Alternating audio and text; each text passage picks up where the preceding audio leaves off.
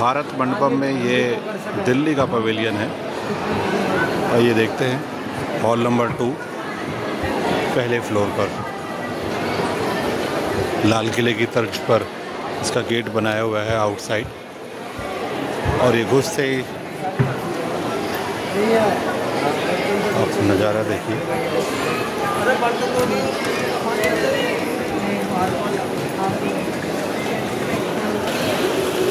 तो ये India gate यहाँ बनाया हुआ है।